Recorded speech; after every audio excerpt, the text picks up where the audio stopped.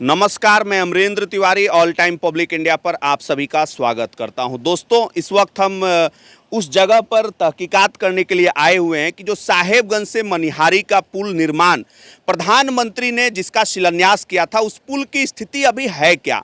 इसके निर्माण कार्यों को लेकर विपक्ष लगातार सवाल उठाता रहा है। प्रधानमंत्री ने जब इस पुल का शिलान्यास किया था तो लोगों को ये उम्मीदें थी कि अगले 2-3 सालों में यह पुल जो है, इसका निर्माण कार्य पूरी तरीके से बनकर तैयार हो जाएगा। 2-3 प्रमुख चीजें इस पुल के बारे में बताएंगे। फिलहाल मैंने जानने की जब कोशिश की, अभी तक एक भी पाया खड़ा हमें दिखा नहीं है इस गंगा जी के अंदर। जो है हमने इस तहकीकात करने की कोशिश की है, लेकिन यह भारत में गंगा नदी में एक्स्ट्रा डोज तकनीक के आधार पर अगर इस पुल की पूरी निर्माण की बात कहें तो लगभग 6 किलोमीटर इसकी लंबाई होने जा रही है।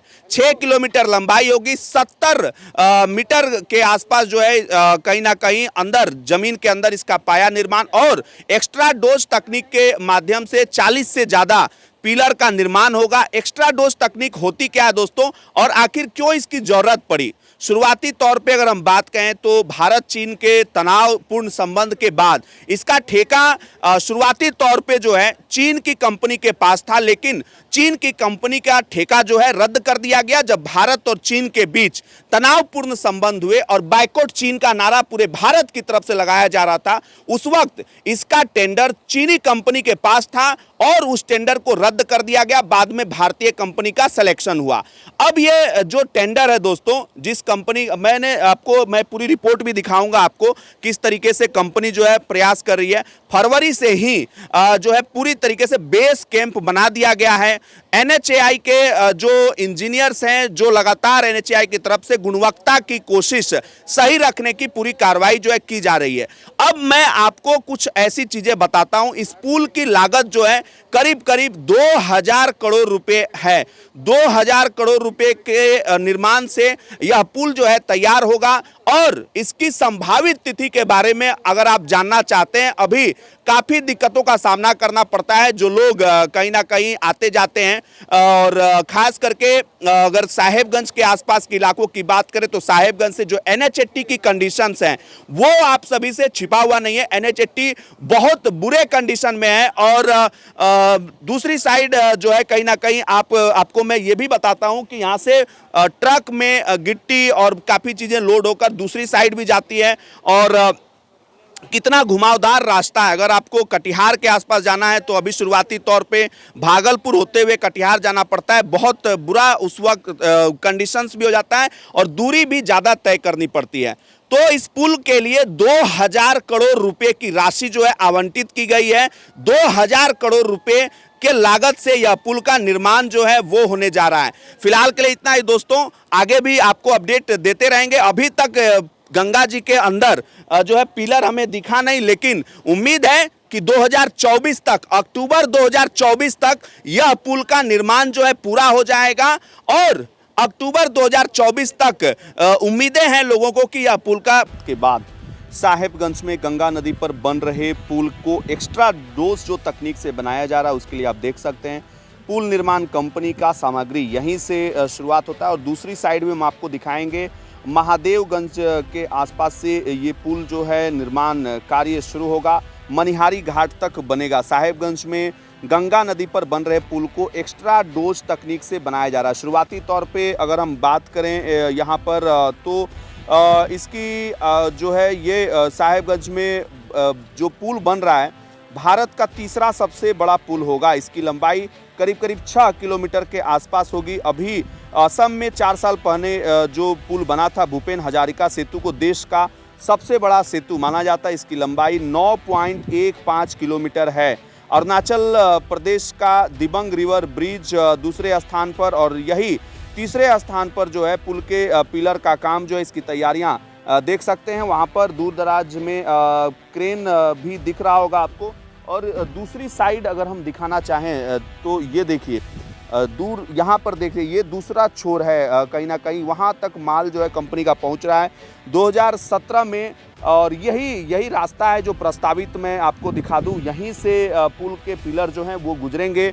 2017 में प्रधानमंत्री मोदी ने पुल का निर्माण किया था और कहीं ना कहीं पुल के पिलर का काम फरवरी में शुरू हो जाएगा। इसकी तैयारियां जो है वो चल रही है।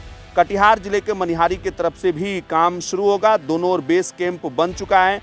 चीन की कंपनी ने पुल निर्माण का शुरुआती तौर पे टेंडर हासिल किया था। भारत चीन के बीच तनाव के बदले उसे रद्द कर दिया गया है और अब पिछले साल पुनः टेंडर जब हुआ तो यह काम दिलीप बिल्डकॉन नाम की कंपनी को मिला है। 46 पिलरों पर यह पुल टिका होगा। जमीन के 70 मीटर अंदर तक रहेगा हर पिलर। इस तकनीक से बनाया जा रहा है। एक्स्ट्रा डोज तकनीक इसको कहते हैं और दूर दराज से आप देख सकते हैं निर्माण कार्य को लेकर लंबी लंबी गाड़ियां जो हैं वहां पर दिख रही होगी।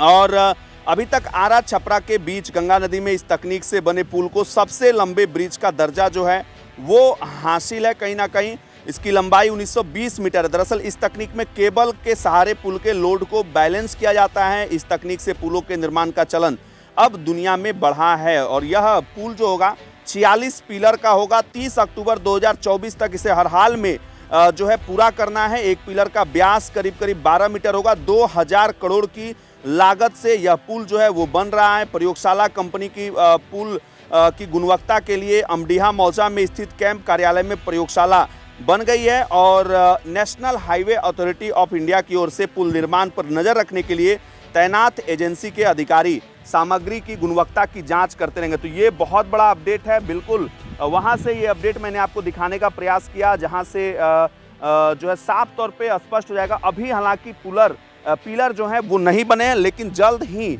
यहाँ पर पिलर का निर्माण जो है होगा। इस पुल को देश का तीसरा सबसे बड़ा पुल का गौरव जो है प्राप्त होगा। इस पुल और एनएच की कुल लंबाई 22 किलोमीटर होगी। दिलीप बिल्डकॉन कंपनी जो है जिसको कि टेंडर मिला है यह कंपनी भोपाल की है। गंगा नदी पर 6 किलोमीटर और दोनों तरफ से अप्रोच रोड के साथ 16 किलोमीटर यानी पुल के साथ कुल सड़क की लंबाई 22 किलोमीटर होगी। 46 पिलर और 10 वर्षों तक पुल का मेंटेनेंस जो है दिलीप बिल्डकॉन नामक कंपनी करेगी। साहेबगंज बाईपास को बिहार के मनिहारी बाईपास से जोड़ेगी। कार्य का दायरा जो है 15.885 किलोमीटर नए लिंक NH 133B के निर्माण की परिकल्पना करता है। दोस्तों साहेबगंज में गंगा पुल की मांग की शुरुआत जो है 1950 से शुरू हुई थी जब डॉक्टर विश्वेश्वरैया ने साहेबगंज में आकर कहा था कि गंगा पुल बन जाने से जिले के लोगों का भाग्य चमक जाएगा। समय बीतता गया और यह एक महज चुनावी मुद्दा ही रहकर बन गया।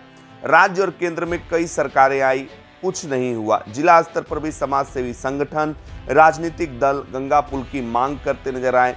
दर्जनों बार बाजार बंद हुआ, रेल चक्का जाम हुआ। वर्ष 2014 में केंद्र में नरेंद्र मोदी की बहुमत वाली सरकार बनी। तब पीएम ने नमामि गंगे प्रोजेक्ट लॉन्च किया। साहेबगंज जिला को विकसित करने की भावना से आकांक्षी जिले में शामिल किया गया।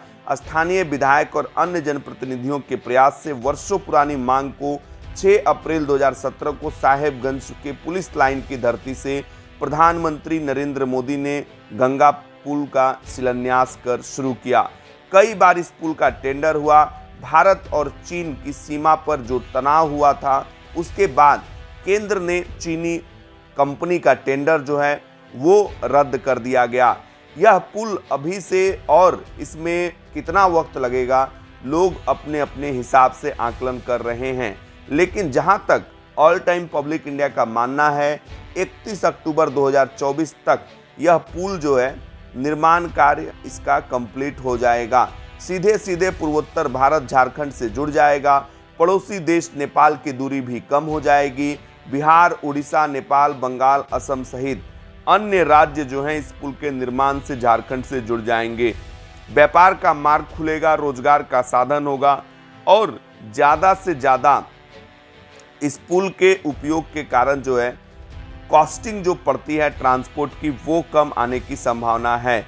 अभी लगातार लाल बथानी गंगा घाट से आगे बीच गंगा में मिट्टी भरने और फिर पिलर निर्माण का कार्य, पिलर के अंदर से मिट्टी काटने का कार्य जो है वो चल रहा है। हजारों की संख्या में कंपनी के मजदूर, सैकड़ों इंजीनियर, दर्जन भर बड़े बड़े किरान मशीन, जेसीबी, हाईवा सहित अन्य आधुनिक मशीनों से गंगा पुल सड़क का निर्माण कार्य चल रहा है। पिलर के अलावे बड़े पुलिया भी बनाए जा रहे हैं। छड़ बांधने का कार्य भी युद्ध गति से चल रहा है। दोस्तों, ये वीडियो आपको कैसी लगी जरूर बताइएगा। लाइक शेयर सब्सक्राइब करते रहिए।